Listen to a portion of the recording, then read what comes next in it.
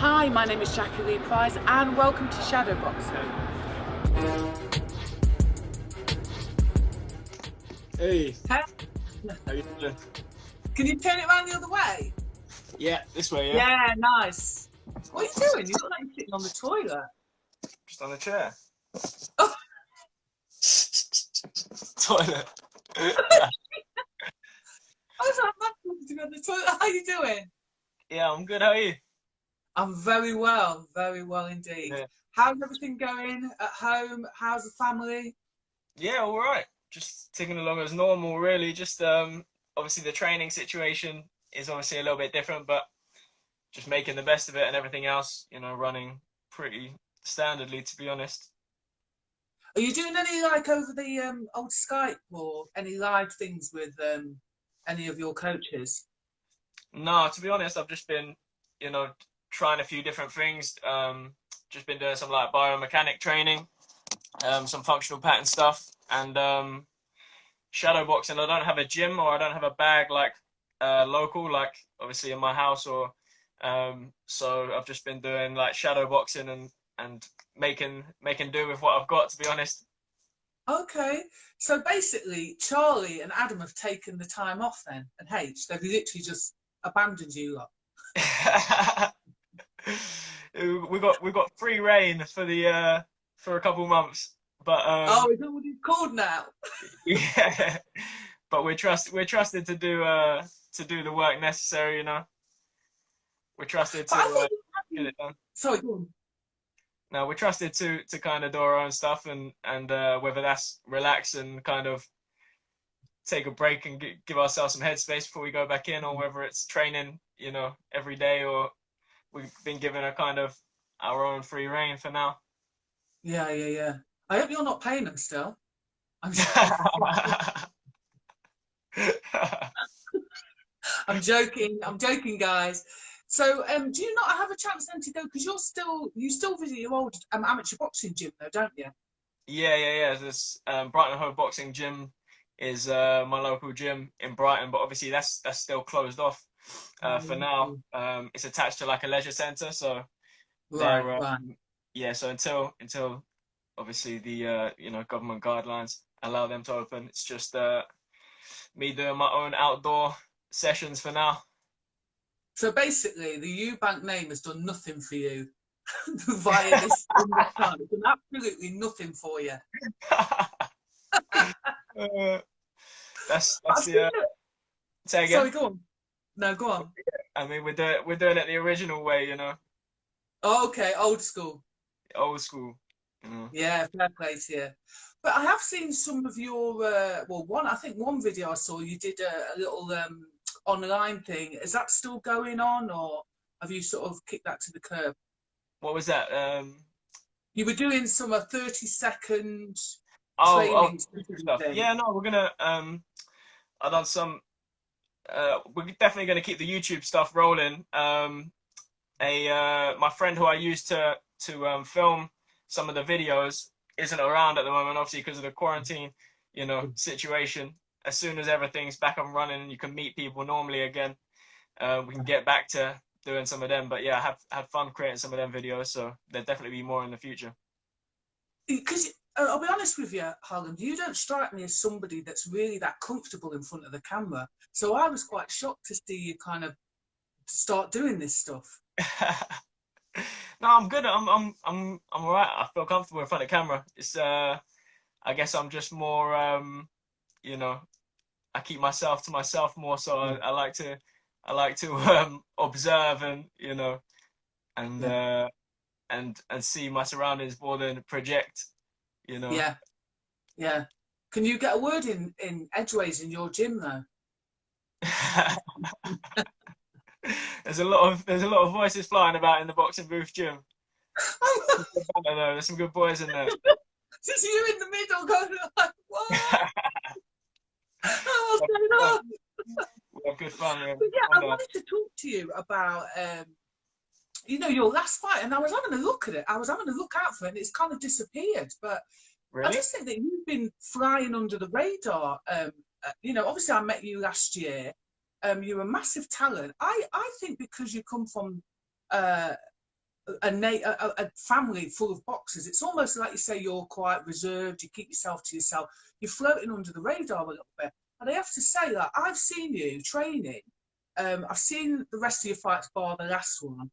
Yeah. You know, and I think there's some talent there. There's a lot of strength. There's a lot of power there. Technically savvy. Do you feel like you just ride under that, or is that how you prefer it? I think when you come into boxing, you think, well, especially with the name. It's not necessarily you think, but especially with the name, you know, people expect that you're gonna be like here's another one. Here's another one that's you know, just doing it because of the name or whatever. But I came into it as a martial artist.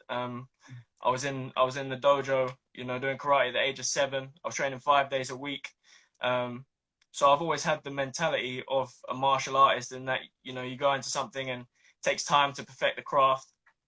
But if you dedicate yourself enough, you know, you can get as far as you want within it. So yeah, I mean, when I came in, I think the kind of popular opinion was just, here's another, you know, another one, you know, with a name that's trying to just get a little bit of clout or whatever. But that's, I think when you know, if you're around me or whatever, you'll know that's the opposite for me, because I'm I see myself as a martial artist that wants to develop in the craft more so.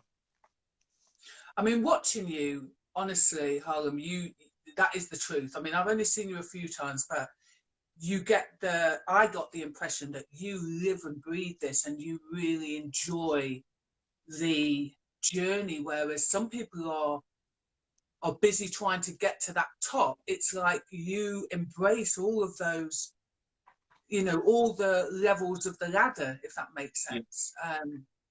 So yeah, talking about fighters then, because I know you like to study fighters. I can imagine you just sitting late into the night watching just all the old fights. If you could pick one skill from like all your favorite boxers, tell me which skill it would be and why. I think movement's the most important. But within movement, there's a lot of things that encompass it, whether it's footwork, head movement. I think one of the most difficult attributes is to combine all the components of movement together, which is what you see in a lot of the great fighters like Wilfred Benitez, Sugar Ray Leonard. These type of fighters encompassed, you know, movement to avoid punches and be in a balanced position to throw back. And that's like the real art form that I love to watch. Yeah, you can tell you love it, to be fair. You can absolutely tell. So what would you pick? Would you say, right, for hand speed, for, like you say, for movement, who would you pick? For hand speed? Yeah, say something like hand speed. Say, right, the hand speed of so-and-so I'd nick. The foot movement I'd nick from blah de blah. With hand speed, I would either go with Meldrick Taylor or Sugar Ray Leonard, I think. But again, with hand speed, like, it's not necessarily speed, it's more sometimes timing, you know, and putting them things together which create the end product which you watch. Yeah, I mean, footwork, I think Sugar Ray Leonard had the most of them together, the most components, like hand speed, footwork. But then you've obviously got fighters like Wilfred Benitez with the balance components and made it very hard for his opponents. I think Hearn said he was, you know, one of the most difficult opponents to hit clean. So there's a lot of so yeah, some fighters have these amazing kind of traits but go under the radar a little bit. Like, I'm not sure many people will have, you know, necessarily come across Benitez unless you're into your old school boxing. Yeah, and start digging, like really digging around to like you say, learn your craft, because it's not just something that you learn in the gym, is it? Really? Yeah, I mean, people say it's a lifestyle, but it is, in the sense you're going to spend, you know, 2-3 hours in the gym a day, and the rest of the things that kind of come around it, like, you know, the mental strength, the awareness, and a lot of things come together outside the gym as well. So it's, you know, it's what you can do in the gym, but also outside, what information are you taking in. So talking about like sort of the mental side of thing, do you work with a mind coach, or are you someone that meditates? What do you do? And especially at this time, what are you doing to sort of keep yourself, I won't call it sane, but just centered? Don't know why my thing looks like that. Yeah. Sorry, I was just talking to myself then. I think just being active, you know, I feel like I have a good control, you know, over my own mind. Like you say, I like to observe things. I feel like I can break them down fairly well. So I feel like I don't need kind of anyone to necessarily, you know, as you say, a mind coach or someone to, you know, help me in that aspect. Okay. I feel like combat's given me a good base and a good headset, especially, you know, doing that from a young age. So right now it's more about just staying active and, you know, getting fresh air and, you know, all the things which we know benefit health physically and mentally. Yeah. Eating good I see food. you're walking on that beach, aren't you? Yes, it's Very right. lucky. Say again? I said you're very lucky. I'm trying to just get this. I said you're very lucky having that close by to you. Yeah, it's one of the things living here that's, you know, the beach is 5 minutes away, so you've got to make the most of it in scenarios like this, for sure. And let's talk about your little bromance with Josh Kelly. That's such a sweet thing to do. Huh? Don't you think you have a little bromance? It's so cute. It is. He's a good lad. It's like a little you two just going off together doing your little training. What was we doing in the gym when you was there? We was doing footwork. You were doing some mad, like, just literally some mad footwork. Because that's what I was going to say, like, you're strong. And it's like, I was thinking about this when I was watching some fights today. It's like, all that mad footwork that you guys were doing, like that would break someone's legs, that is where that strength comes from.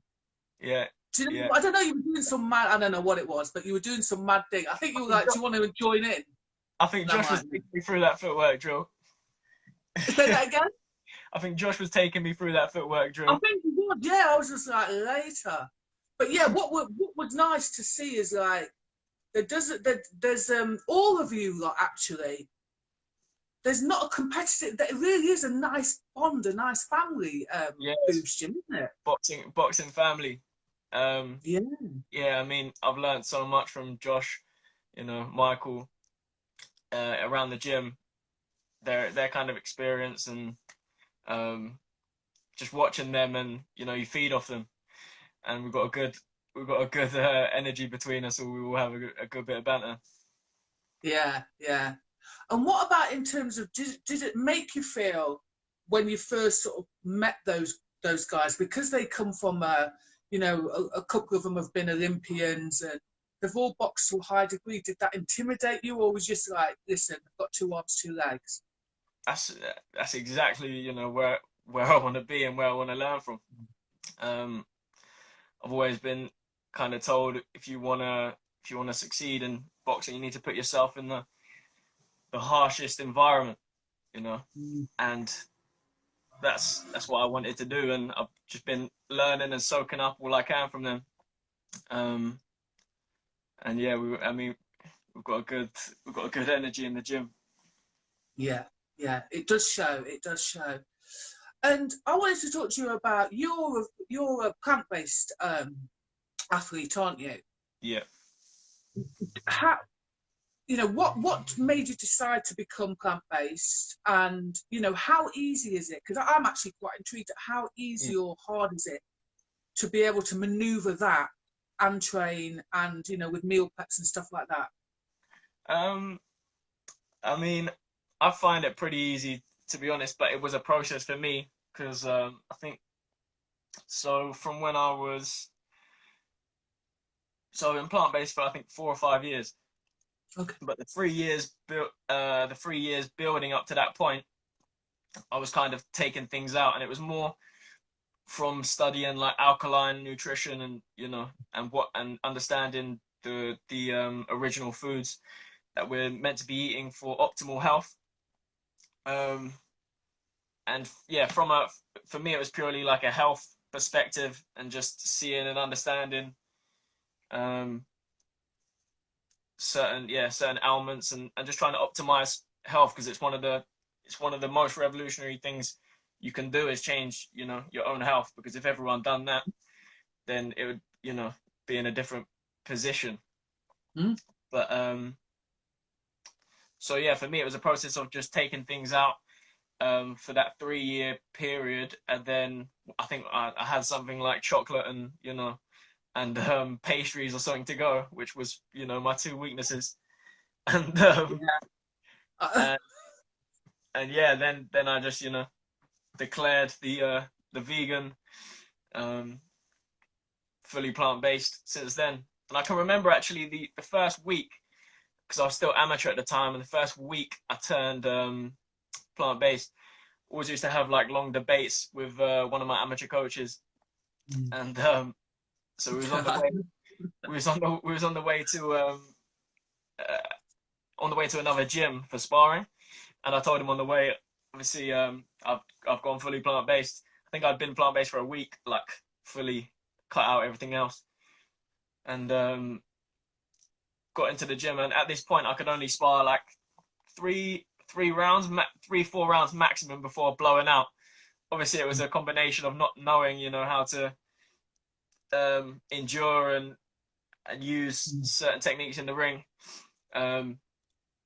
but at the time, like, I'd never been more than 3-4 rounds before, and I ended up doing 8 rounds with fresh sparring partners jumping in and out, and I obviously got out after, and on the journey back, he was like, well, it may work for some people, because at the time he was like, he doesn't think boxing and plant-based can work. And on the way back, it kind of changed his perspective, I think. Yeah. I personally, I was thinking maybe the hardest thing would be literally just trying to stick at it for me. But I mean, we say like it's this new thing. I mean, Rastafarians are vegans, aren't they? Exactly. Do you know what I mean? The group, veganism or whatever it is a new kind of age thing, which is introduced mainly mainly from a guy that introduced it because of animal rights. So he wasn't necessarily as clued up about health, but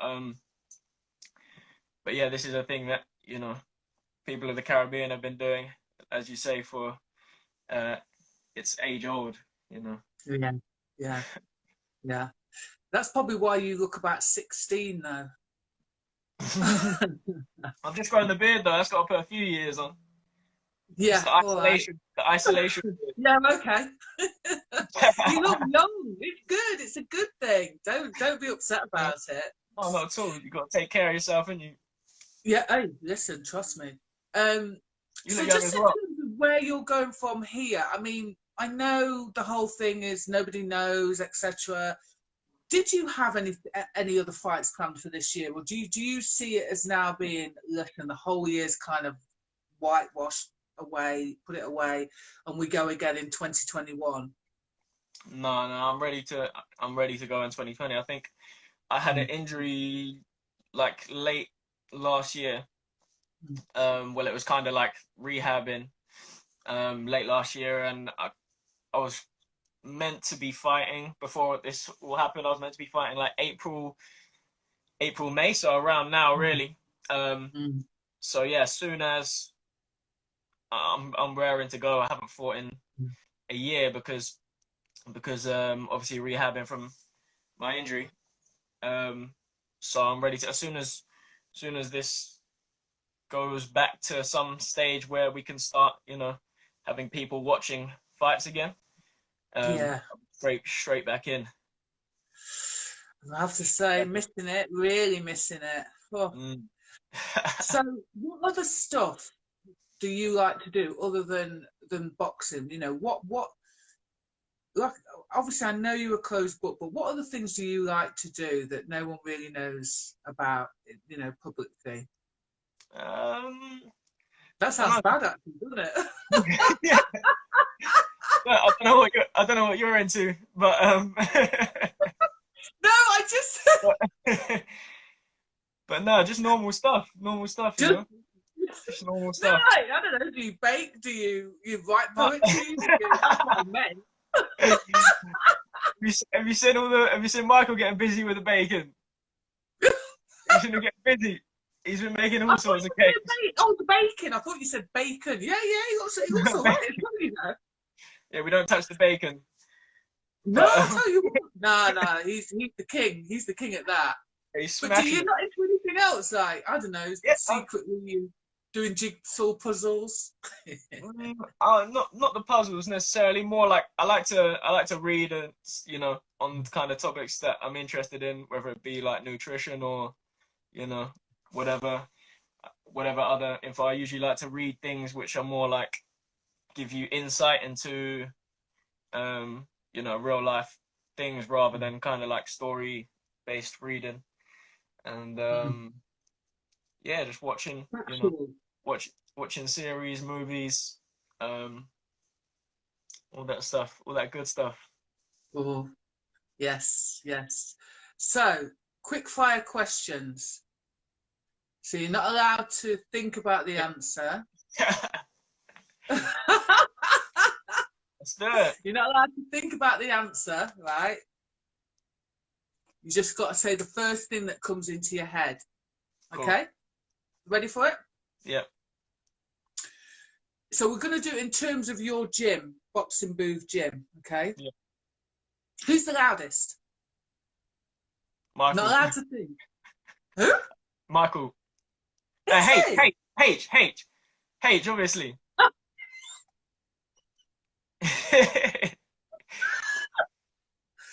Who's the best padsman? My main padsman's Charlie, but I've got to say Adam. But you know, Charlie, Adam, and H, they're all good. They're all very good. That's rubbish. I've probably done most work with Charlie. Okay. Charlie's a sweetheart. Okay.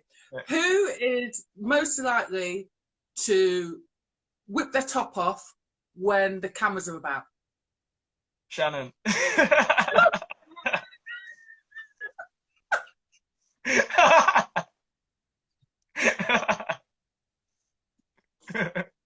Oh, I didn't expect that answer. No, okay. Who is the vainest person in the gym? Josh. He's known for the pout, the pretty boy pout. That's got to go to Josh. Okay. Who's the most narcissistic? Narcissistic. You're gonna have to break that down because I'll have to go to Google for that one. Don't lie. Narcissistic one. Like, so controlling, full of themselves, everything's about them. You're just trying to think of. No, I wouldn't say anyone. I couldn't really say anyone. I couldn't give that to anyone, to be honest. Okay. Who's got the biggest heart? Biggest heart. I'd say Josh. Oh, that's nice. Who is pound for pound? Who's the strongest in the gym? Strongest pound for pound. I'll say Michael because he's, you know, the lightest, but he works hard and he pushes, you know, and he's lifting. He'll be pushing the same weight as the heavier boys, you know, and he goes through it. He's got the mental switch. And who is the most generous? You're thinking too much. I can see you going through that file. I don't know. Generous. they're all very generous. They're all very. I couldn't give that to one person. Okay. Okay. See, we got to learn a little bit more about. I think the thing is, joking aside, Harlem, I think people from the outside look at the gym and go, you know, you guys are a bunch of flash. I don't know. There seems to be a lot of jealousy. Really? That is. Oh yeah, I thought you guys knew that. Okay, No. but yeah, shit. It is what it is. But just seeing you guys together and how hard you guys work and how much fun you have together, I was like, oh wow, that's really strange that people from the outside look at it one way, and I'm like, I think that's, yeah. I mean, I don't think you can ever really tell from the outside. You just kind of make an assumption based on the direct things you see, you know, and that might be someone doing flash footwork, which is actually, you know, footwork you're copying from the greatest boxers that have ever lived, or, you know, so people are seeing people probably see these things and think that, but yeah, when you get around us, you know, it's not that energy, and we like to work hard, and, you know, we're dedicated to what we do. I've seen it myself, so I can vouch for that. Thank you. Can you answer this question or finish this question? Because of COVID-19, I am grateful for, or statement actually, it's not a question, it's a statement. So because of COVID-19, yeah. I am grateful for. Grateful for life. Grateful for life, you know. I think you can take for granted a lot of the things that you do in normal life, whether it's boxing, going out to eat, meeting friends, whatever. Just I think just how you've designed your life over time to adapt to things you like doing and people you like meeting, and yeah, I think we structure our lives based on what we enjoy. And I think it just I think everyone's just grateful for the things that they were doing previously, you know. It's nice. Definitely. I think it just taken this time for some people just to recognize there's something more. Do you know what I mean? And like you just said, the simple things like friends, family, I don't know, the air outside, the trees. It sounds all a bit wanky, but it's true, isn't it? Do you know what I mean? It's true. It's true. It's things you can't necessarily explain, but, you know, things that you feel, you know. No, it's cool. So, what are your hopes for, let's say, for the next year? If you could sort of map out on a bit of paper and take it to Adam, what is it you want?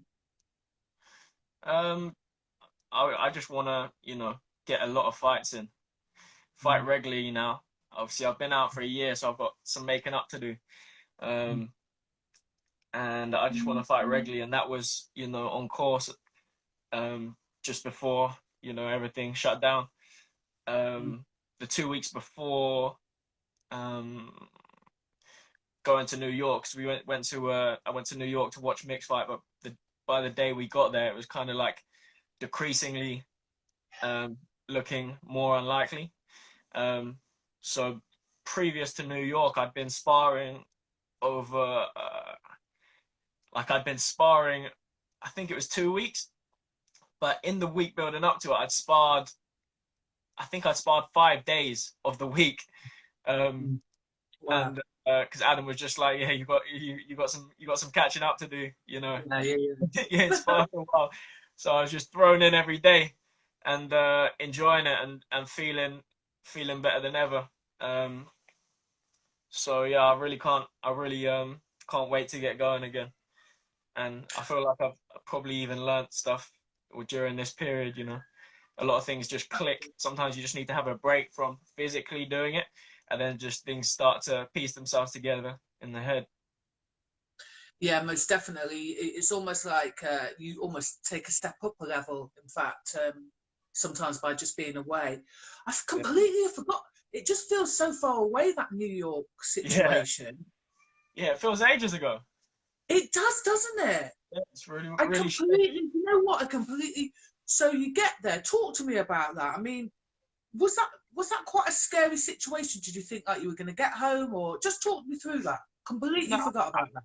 Yeah, I mean, it wasn't scary really or anything. It was just kind of thing where it was more, I think it was worse for, you know, Michael, because when you're building up for a fight, obviously you're ready for a fight, and that process is going in your head. So not knowing what is going on and still having to, you know, cut your food and, you know, and all this stuff, it's quite kind of like, it makes it more difficult.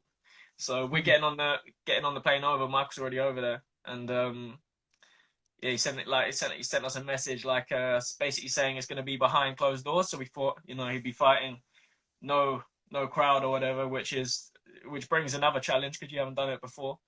And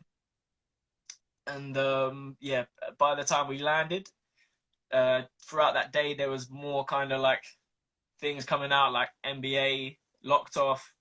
So it's kind of like getting to the point where he was like, I don't know if it's going to go ahead, and then got confirmation that, you know, it wasn't going to happen, and then from there it was just, you know, get back. So flew out the next day. Can you explain to me that feeling? I mean, obviously he was gutted, but like, where does a fighter put that, all of that stuff that they've been working up towards, and then there's like, there's no, you know, nowhere to put it. I mean, yeah. What was that trip like back on? I mean, he must have been, if he was vexed at the Olympics, he must have been.